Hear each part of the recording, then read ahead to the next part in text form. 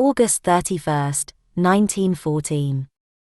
In this formidable disorder and terrible destruction can be seen a great working, a necessary toil preparing the earth for a new sowing which will rise in marvelous spikes of grain and give to the world the shining harvest of a new race. The vision is clear and precise, the plan of thy divine law so plainly traced that peace has come back and installed itself as a sovereign in the hearts of the workers. There are no more doubts and hesitations, no longer any anguish or impatience. There is only the grand straight line of the work eternally accomplishing itself in spite of all, against all, despite all contrary appearances and illusory detours. These physical personalities, moments unseizable in the infinite becoming, know that they will have made humanity take one further step, infallibly and without care for the inevitable results, whatever be the apparent momentary consequences. They unite themselves with thee, O Master Eternal, they unite themselves with thee, O Mother Universal, and in this double identity with that which is beyond and that which is all the manifestation, they taste the infinite joy of the perfect. Certitude. Peace, peace in all the world. War is an appearance, turmoil is an illusion, peace is there, immutable peace. Mother, sweet Mother who I am, thou art at once the destroyer and the builder. The whole universe lives in thy breast with all its life innumerable, and thou livest in thy immensity in the least of its atoms. And the aspiration of thy infinitude turns towards that which is not manifested to cry to it for a manifestation ever more complete and more perfect. All is, in one time, in a triple and clairvoyant total consciousness, the individual, the universal, the infinite. September 1st, 1914. O Mother Divine, with what fervor, what ardent love I came to thee in thy deepest consciousness, in thy high status of sublime love and perfect felicity, and I nestled so close into thy arms and loved thee with so intense a love that I became altogether thyself. Then in the silence of our mute ecstasy a voice from yet profounder depths arose, and the voice said, Turn towards those who have need of thy love. All the grades of consciousness appeared, all the successive worlds. Some were splendid and luminous, well-ordered and clear. Their knowledge was resplendent, expression was harmonious and vast, all was potent and invincible. Then the worlds darkened in a multiplicity more and more chaotic, the energy became violent and the material world obscure and sorrowful. And when in our infinite love we perceived in its entirety the hideous suffering of the world of misery and ignorance, when we saw our children locked in a somber struggle, flung upon each other by energies that had deviated from their true aim, we willed ardently that the light of divine love should be made manifest, a transfiguring force at the center of these distracted elements. Then, that the will might be yet more powerful and effective, we turned towards thee, O unthinkable, supreme, and we implored thy aid. And from the unsounded depths of the unknown a reply came sublime and formidable, and we knew that the earth was saved. September 4th, 1914. Darkness has descended upon earth, dense, violent, victorious, all is sorrow, panic and destruction in the physical world, and the splendor of the light of thy love seems darkened by a veil of mourning. O sweet Mother, I melt into thee with an immense love, in an intense supplication to the Lord of all things, that he may show us our route, that he may trace the path of his work, so that we may walk boldly upon it. Time presses, O Lord, the powers divine must come to the succor of the anguished earth. O Mother, sweet Mother, thou claspest all thy children to the vastness of thy breast, and thou envelopest them all with an equal love. I have become the purifying fire of thy love. O Lord, O silent unthinkable, accept the holocaust of this brazier of love so that thy reign may come. Thy light may triumph over darkness and over death. Manifest thy power. From day to day, from hour to hour we implore thee, O Lord, manifest thy power. September 5th, 1914. Turn and face the danger. Thou hast said to me, why dost thou wish to turn thy look away or fly far from action, away from the fight, into a profound contemplation of truth? It is its integral manifestation that has to be realized, it is its victory over all the obstacles of blind ignorance and obscure hostility. Look straight at the danger and it will vanish before the power, O Lord. I have understood the weakness of this most external nature which is always ready to surrender to matter and to escape, as a compensation, into a supreme intellectual and spiritual independence. But thou expectest from us action, and action does not allow of such an attitude. It is not enough to triumph in the inner worlds, we must triumph even in the most material worlds. We must not run away from the difficulty or the obstacle because we have the power to do so by taking shelter in the consciousness where there are no longer any obstacles. We must look the danger straight in the face, with a faith in thy omnipotence, and thy omnipotence will triumph. Give me integrally the heart of a fighter, O Lord, and thy victory is sure. To conquer at any cost must be the present motto. Not because we are attached to the work and its results, not because we are in need of such an action, not because we are incapable of escaping from all contingencies. But because such is thy command to us. But because the time has come for thy triumph upon earth. But because thou wiliest an integral victory. And in an infinite love for the world, let us fight. September 6, 1914. Higher, always higher. Let us never be satisfied with what is accomplished, let us not stop at any realization, let us march always, without stopping, energetically, towards a more and more complete realization, towards an ever higher and more total consciousness. The victory of yesterday must be only a stepping stone to the victory of tomorrow, and the power of the morrow a weakness in comparison with the effectivity to come.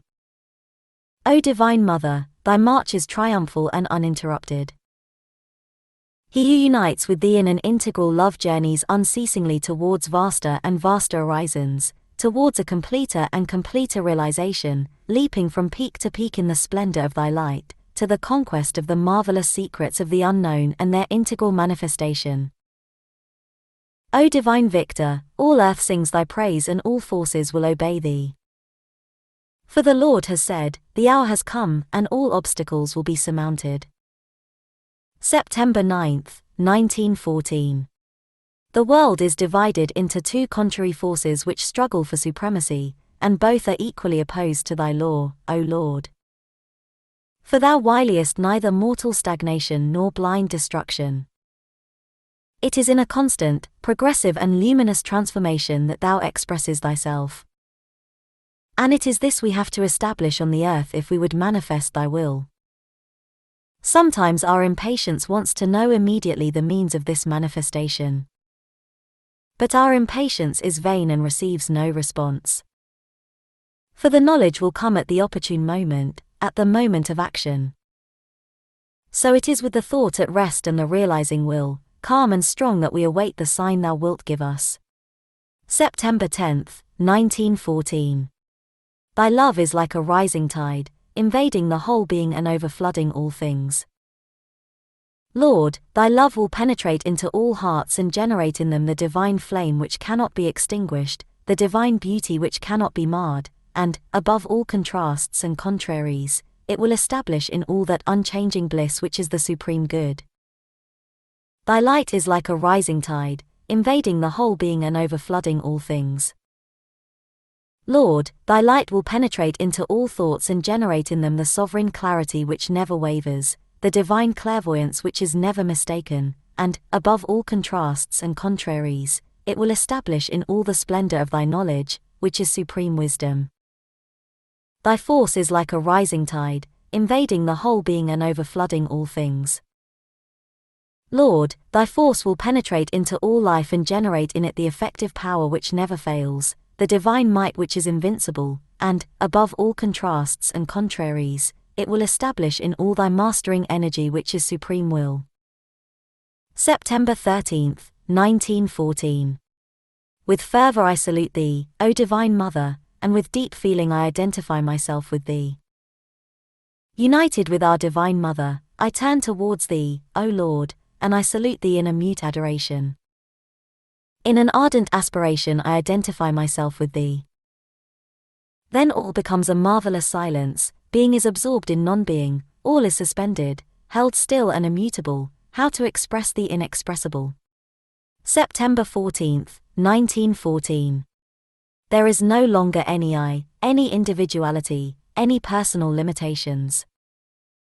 There is only the immense universe, our sublime Mother, burning with the ardent fire of purification in thy honor, O Lord, Divine Master, Sovereign Will, so that this will may no longer meet with any obstacles in its realization. It is an immense canticle of fervent love and exaltation that rises towards thee, O Lord, and the whole earth in an ineffable ecstasy unites herself with thee. May thy powerful breath feed the brazier, so that it may become more and more vast and formidable, and that all darkness and blind resistances may be absorbed, burned up, transfigured into light in the marvelous flame of purification. O the pacifying splendor of thy purification! September 16th, 1914. Listen to the voice that rises, listen to the chant that mounts to salute thy divine dawn. May the supreme law be accomplished. Whether it is universal and eternal existence or reabsorption in the non-being, it matters little. Must we choose between the two? I cannot do it. In my consciousness there is no longer any preference and a single will persists, thine, O ineffable. And the whole universe is no longer aught else than a more and more vast and harmonious chant arising to salute thy divine dawn. September 17th, 1914. No longer can any impulse to action come from outside or from any particular world. It is thou, O Lord, who settest all in motion from the depths of the being. It is thy will that directs, thy force that acts. And no longer on the limited field of a small individual consciousness, but on the universal field of a consciousness which, in each state of being, is united to all. And the being has at once the conscious perception of all the universal movements in their complexity, and even in their confusion, and the silent and perfect peace of thy sovereign immutability. September 20th, 1914. My pen is mute, for my thought is silent, but my heart aspires to thee, O Lord, uniting thee with our Divine Mother in the same love, the same veneration. And through thee the whole being strains towards the ineffable and beyond the being, even beyond the silence, that unites with that. September 22nd, 1914. O Lord, thou who art on the threshold of the unknowable, I salute thee. And is this not that thou salutest thyself, in the unthinkable essence of the being, in its immeasurable depths and even to its most external realizations? For, the being it is thou, whatever its mode of existence, and the unthinkable eternal, that too is thou in thy essence. And this integral consciousness thou hast made ours, so that we may be thou, not only in the fact, but also in consciousness and effectivity. And thus all is an interchange and salutation full of love and joyous adoration in an ardent aspiration of our Mother towards thee and an infinite and powerful response from thee to our Mother, and finally of the totality of thyself towards all that is not yet manifested, towards all the unknowable which we shall know more and more, better and better, but which will ever remain the unknowable. In the absolute silence all is, now and eternally. In the universal manifestation all will be in a perpetual becoming. In the perfection of the consciousness and the integral life, the being sings a canticle of gladness for that which at once is and eternally will be. Hail to thee, O Master of the world, art thou not the intermediary between what is and what will be, being at the same time both what is and what will be? O marvelous immensity, at once perceptible and indefinable, in an integral illumination, I salute thee. September 24th, 1914. How present thou art amongst us, O beloved Mother! It seems as if thou wouldst assure us of thy complete support and show us that the will which would manifest itself through us has found instruments capable of realizing its law by putting it into a complete accord with thy present possibilities. And the things which appeared most difficult, most improbable, and perhaps even most impossible, become wholly realizable, since thy presence assures us that the material world itself is prepared to manifest the new form of the will and the law. In the joyful plenitude of a perfect harmony I salute thee, thee and thy works and principle. September 25th, 1914. O divine and adorable Mother, with thy help what is there that is impossible? The hour of realization is near, and thou hast assured us of thy aid that we may accomplish integrally the supreme will. Thou hast accepted us as fit intermediaries between the unthinkable realities and the relativities of the physical world, and thy constant presence in our midst is a token of thy active collaboration. The Lord has willed and thou dost execute, a new light shall break upon the earth, a new world shall be born, and the things that were announced shall be fulfilled. September 28, 1914. My pen is mute to chant thy presence, O Lord. Yet art thou like a king who has taken entire possession of his kingdom. Thou art there, organizing, putting all in place, developing and increasing every province. Thou awakenest those that were asleep. Thou makest active those that were sinking towards inertia. Thou art building a harmony out of the whole. A day will come when the harmony shall be achieved and all the country shall be, by its very life, the bearer of thy word and thy manifestation. But meanwhile my pen is mute to chant thy praise. September 30th, 1914. O Lord, thou hast thrown down the barriers of thought and the realization has appeared in all its amplitude. Not to forget any of its aspects, to carry on their accomplishment in a simultaneous movement, without neglecting any of them, not to allow any limitation, any restriction to intervene on the way and retard our advance, that is what thou wilt help us to do by thy supreme intervention. And all those who are thyself, manifesting thee in the perfection of some special activity, will also be our collaborators, since such is thy will. Our Divine Mother is with us and has promised us identification with the supreme and total consciousness, from the unfathomable depths to the most external world of sense. And in all these domains Agni assures us of the co-operation of his purifying flame, destroying the obstacles, kindling the energies, stimulating the will, so that the realization may be hastened. Indra is with us to perfect the illumination in our knowledge, and the divine Soma has transformed us into his infinite, sovereign, marvelous love, that begets the supreme beatitudes.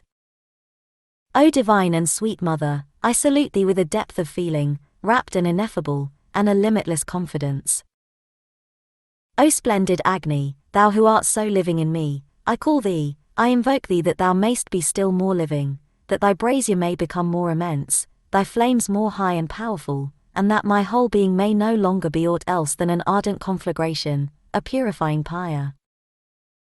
O Indra, I revere thee and admire, and I implore thee that thou mayst unite with me, that thou mayst break down all the barriers of thought and bestow upon me the divine knowledge.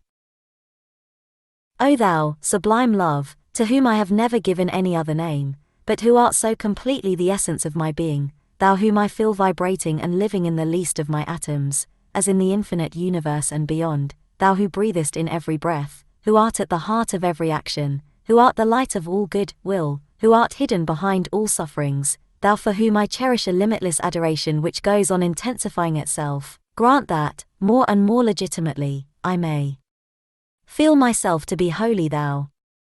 And thou, O Lord, who art all that in one and yet much more, thou sovereign Master, extreme limit of our thought, who standest for us on the threshold of the unknown, let some new splendor surge out of that unthinkable, some possibility of a higher and more integral realization, so that thy work may be accomplished and the universe may take one more step forward towards the sublime identification, the supreme manifestation. And now my pen becomes mute and I adore thee in silence. October 5, 1914. In the calm silence of thy contemplation, O Divine Master, nature is fortified and tempered anew. All principle of individuality is overpast, she is plunged in thy infinity that allows oneness to be realized in all domains without confusion, without disorder. The combined harmony of that which persists, that which progresses and that which eternally is little by little accomplished in an always more complex, more extended and more lofty equilibrium. And this interchange of the three modes of life allows the plenitude of the manifestation. Many seek thee at this hour in anguish and incertitude. May I be their mediator with thee that thy light may illumine and thy peace soothe them. My being is now only a point of support for thy action and a center for thy consciousness. Where now are the limits, whither have fled the obstacles? Thou art the sovereign Lord of thy kingdom. October 6, 1914. O sweet Mother, thou must teach me to be thyself integrally and constantly, entirely consecrated to giving a more and more perfect means of expression to that which wills to manifest itself. All is calm and serene, no more struggle, no more anguish. The aspiration itself becomes sovereignly peaceful in its immensity, but without losing anything of its intensity.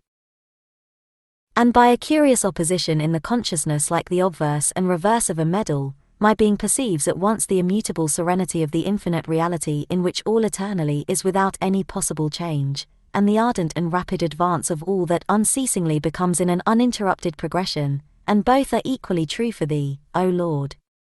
October 7, 1914.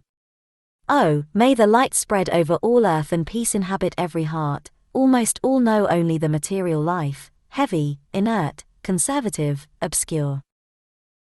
Their vital forces are so tied to this physical form of existence that even when left to themselves and outside the body, they are still solely occupied with these material contingencies that are yet so harassing and painful. Those in whom the mental life is awakened are restless, tormented, agitated, arbitrary, despotic. Caught altogether in the whirl of the renewals and transformations of which they dream, they are ready to destroy everything without knowledge of any foundation on which to construct, and so with their light made only of blinding flashes they increase yet more the confusion rather than help it to cease. In all there lacks the unchanging peace of thy sovereign contemplation and the calm vision of thy immutable eternity. And with the infinite gratitude of the individual being to whom thou hast accorded this surpassing grace, I implore thee, O Lord, that under cover of the present turmoil, in the very heart of this extreme confusion, the miracle may be accomplished and that thy law of supreme serenity and pure unchanging light become visible to the perception of all and govern the earth in a humanity at last awakened to thy consciousness. O sweet Master, thou hast heard my prayer, thou wilt reply to my call. October 8, 1914. The joy present to us in activity is compensated and counterpoised by the perhaps still greater joy that we feel in withdrawal from all activity. When the two states alternate in the being or even when they are simultaneously conscious, the bliss becomes complete, for thy plenitude, O Lord, is realized. O Divine Master, thou hast given me the infinitude of divine contemplation and the perfect serenity of thy eternity, and by an identification with our Divine Mother, the All-Fulfiller, thou hast granted that I may participate in her sovereign power of being at once conscious and active. In the all-powerful bliss of thy infinitude, I salute thee.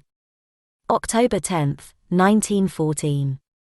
May the offering of my being be constantly renewed and become more and more integral, the offering to the supreme reality which is unthinkable and impossible to formulate, but which, in time, expresses itself eternally in a more and more complete and perfect manifestation. O thou, whom I cannot name but whose will I perceive in the supreme silence and in a total surrender, let me be the representative of the whole earth, so that united with my consciousness, she may give herself to thee without reserve. Thou art the perfect peace, the marvelous accomplishment. Thou art all that the universe is, immutably, beyond time, and wills to be more and more in the consciousness of time and space. Thou art all that is in the infinite immobility and the divine hope of all that wills to be, O Lord, dispense to the world thy unbelievable boons. Peace, peace upon all the earth. October 11, 1914. Why this persistent impression with its tinge of uneasiness and expectancy? The being, wholly turned towards thee, lives in the beatitude of the divine communion. All is calm, serene, strong, sovereignly peaceful. All is light in widened horizons, and, in a silent contemplation, devotion has become still more intense. What then is this sensation which is as if grafted on the being and looks like a warning to a consciousness insufficiently awakened in the material realm? I ask, O Lord, and yet I know that if it is necessary for me to become aware of the reason of it, thou hast already told it to me, and it is only my incapacity that keeps from me the knowledge. Or else it is neither useful nor even helpful that I should know it, and in that case there will be no reply to my question. But the peace is becoming still more sovereign, and it is in an infinite harmony that the being takes on its supreme amplitude. O Lord, with what fervor I salute Thee! October 12, 1914. It was their pain and suffering that my physical being was feeling, O Lord. When will ignorance dissolve? When will sorrow cease? O Lord, grant that each element of the universe may become conscious of its principle of being and, instead of disappearing, transform itself. May the veils of egoistic blindness hiding Thee be removed, and mayst Thou appear resplendent in a total manifestation. All is there eternally in Thy absolute silence. But it is through an infinite progression that it is manifested in the whole consciousness. October 14, 1914. Mother Divine, Thou art with us. Every day Thou givest me the assurance and, closely united in an identity that grows more and more total, more and more constant, we turn to the Lord of the universe and to that which is beyond in a great aspiration towards the new light. All the earth is in our arms like a sick child who must be cured and for whom one has a special affection because of his very weakness. Cradled on the immensity of the eternal becomings, ourselves those becomings, we contemplate, hushed and glad, the eternity of the immobile silence where all is realized in the perfect consciousness and the immutable existence, miraculous gate of all the unknown that is beyond. Then is the veil torn, the inexpressible glory uncovered, and, suffused with the ineffable splendor, we turn back towards the world to bring it the glad tidings. Lord, Thou hast given me the happiness infinite, what being, what circumstances can have the power to take it away from me? October 16, 1914. Thy will is that I should be like a channel always open, always more wide, so that Thy forces may pour their abundance into the world. O Lord, may Thy will be done. Am I not Thy will and Thy consciousness in a supreme bliss? And the being enlarges itself immeasurably to become as vast as the universe. October 17, 1914. O Divine Mother, the obstacles will be surmounted and the enemies pacified. Thou wilt reign over all the earth with Thy sovereign love, and the consciousness of men will be full of the light of Thy serenity. This is the promise. October 23, 1914. O Lord, the whole being is ready and calls Thee that Thou mayst take possession of Thy own. Of what use is an instrument if the Master will not use it?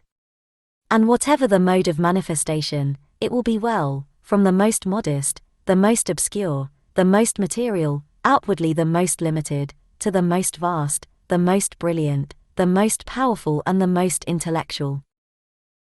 The whole being is ready and waits, in a passive silence, till Thou wiliest to manifest Thyself. October 25, 1914. My aspiration to Thee, O Lord, has taken the form of a beautiful rose, harmonious, full in bloom, rich in fragrance. I stretch it out to Thee with both arms in a gesture of offering, and I ask of Thee, if my understanding is limited, widen it. If my knowledge is obscure, enlighten it. If my heart is empty of ardor, set it aflame. If my love is insignificant, make it intense. If my feelings are ignorant and egoistic, give them the full consciousness in the truth.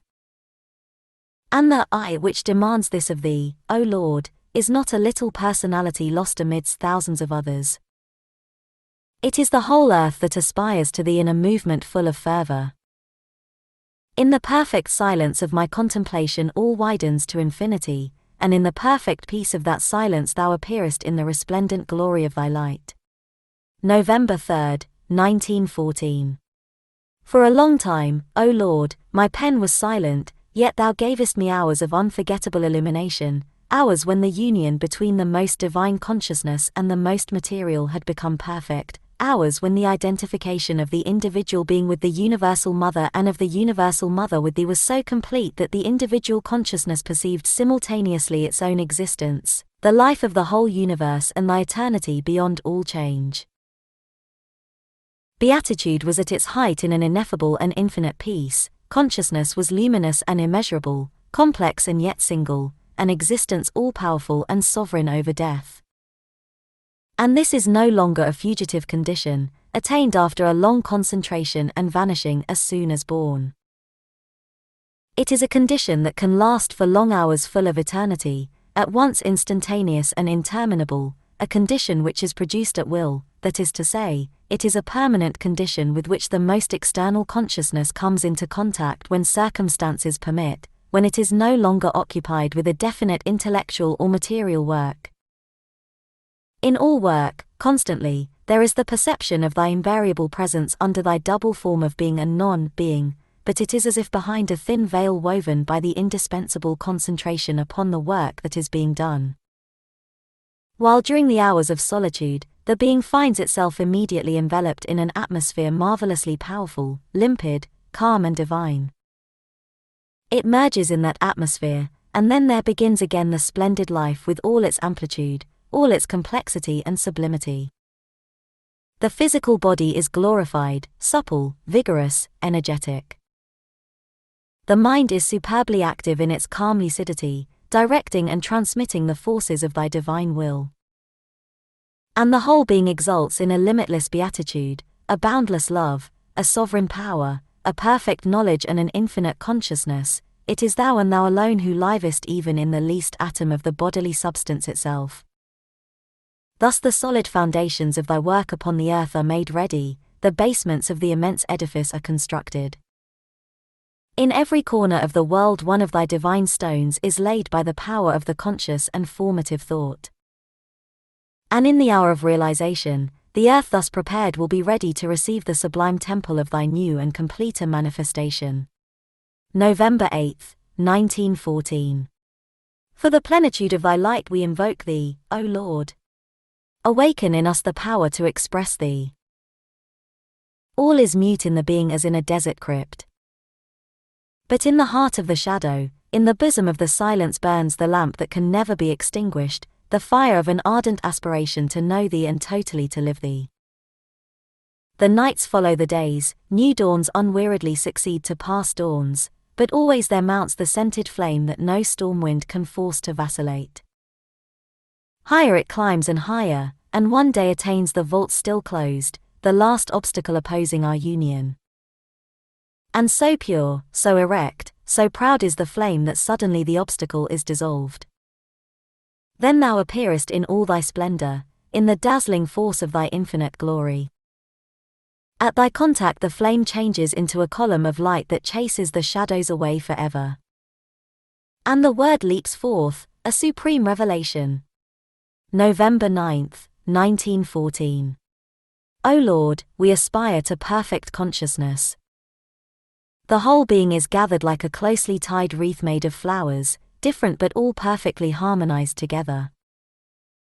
The wool was the hand that gathered the flowers and the string that tied the wreath, and now too it is the wool that lifts the wreath towards thee as a scented offering. It is held up towards thee unweariedly, unfalteringly. November 10, 1914. O Lord, thy presence in me has become an unshakable rock, and the whole being exults because it belongs to thee without the least reserve, in a surrender general and complete. O serene and immobile consciousness, thou watchest on the boundaries of the world like a sphinx of eternity. And yet to some thou givest out thy secret. They can become thy sovereign will which chooses without preference and executes without desire. November 15, 1914. The only thing important is the goal to be attained. The way matters little, and often it is preferable not to know it in advance. But what we must know is, if truly the moment of the divine action upon earth has come, and if the work conceived in the depths can be realized. Of that, O Lord, thou hast given us assurance, an assurance which has been accompanied by the most powerful promise which nature, the universal consciousness, can ever make. We have, therefore, the certitude that what has to be done will be done, and that our present individual being is really called upon to collaborate in this glorious victory, in this new manifestation. What more must we know? Nothing. Is it not with the greatest confidence that we can look upon the formidable fight, the mass of adverse forces which, without knowing it, serve eventually the realization of thy plan? It would be wrong on our part to be disquieted because it is not given to us to know how it serves thy plan, and by what means thou wilt triumph over all resistance. For thy triumph is so perfect that every obstacle, every ill will, every hatred rising against thee is a promise of a vaster and still completer victory. By the sum of the resistance one can measure the scope thou wouldst give to the action of so much of thy pure forces as are coming to be manifested upon the earth. What opposes is precisely that on which it is the mission of those forces to act. It is the darkest hatred which must be touched and transformed into luminous peace. If the human individual whom thou hast chosen as thy center of action and thy intermediary meets with few obstacles, little misunderstanding and hatred, it would mean that the mission thou hast entrusted to it is limited and one of no great intensity. It is in the narrow circle of a goodwill already prepared that he will act and not on the mass of the chaotic and confused terrestrial substance. O Divine Master, let all of us share this knowledge which thou hast given me, so that the peace of conviction may reign in our hearts, and that we may, in the calm of thy sovereign certitude, face, with our heads held high, all that, unconsciously attracted towards the transfiguration, precipitates itself into a blind ignorance, thinking that it will be able to destroy the transfiguring love. November 16, 1914. Thou art like the wind upon the sea, driving the bark back to the shore till it is loaded with all the goods necessary for a long voyage. Thou wouldst not have us embark carelessly. Thy servitors must be ready for every eventuality, must be capable of responding to every call, satisfying every need. November 17, 1914. Alas, Sublime Mother, what must be thy patience? Each time that thy conscience will attempt to manifest itself to repair the errors, to hasten the uncertain advance of the individual led astray by his own illusion of knowledge, to trace the sure path and furnish him with the strength to walk on it without stumbling, almost always he repels thee as a fastidious and ill-informed counselor. He is willing to love thee in theory with a vague and inconsistent love, but his proud mind refuses thee its confidence and prefers to wander alone rather than advance guided by thee. And thou repliest, ever smiling in thy tireless benevolence, this intellectual faculty which makes man vain and leads him into error, is the very faculty which can also, once enlightened and purified, lead him farther, higher, than the universal nature, to the direct and conscious communion with the Lord of us all, he who is beyond all manifestation. This dividing intelligence which enables him to separate himself from me, enables him also to scale the heights to be climbed, without his advance being enchained and retarded by the totality of the universe which in its immensity and complexity cannot achieve so prompt an ascent. O Divine Mother, always thy words comfort and bless, soothe and illumine, and thy generous hand lifts a fold of the veil which hides the infinite knowledge. How calm, noble and pure is the splendor of thy perfect contemplation. November 20, 1914. O Lord, how I would be before thee always like a page perfectly blank, so that thy will may be inscribed in me without any difficulty or mixture. The very memory of the past experiences has sometimes to be swept away from the thought that it may not impede this work of perpetual reconstruction which, alone in the world of relativities permits of thy perfect manifestation. Often we cling to that which was, afraid of losing the result of a precious experience, of giving up a vast and high consciousness and falling again into an inferior state. And yet, what can he fear who is thine? Can he not walk, his soul expanding and his brow illumined, upon the path thou tracest for him, whatever it may be, even if it is altogether incomprehensible to his limited reason? O Lord, break these old frames of thought, abolish the past experiences, dissolve the conscious synthesis, if thou deemest that this is needed, so that thy work may be accomplished better and better and thy service may be perfected upon earth. November 21, 1914. Lord, thou hast given me thy power that thy peace and joy may reign over the world. And this being is no longer anything else than an embrace of peace enveloping the whole earth, an ocean of joy overflowing all. O thou who art full of hatred, rancor will be effaced from thy heart, as the sea effaces the imprints upon the sand. You who feed on vengeance, peace will enter into your hearts, as it enters into the soul of the child rocked by its mother. For the divine universal mother has turned her regard upon the earth and blessed it.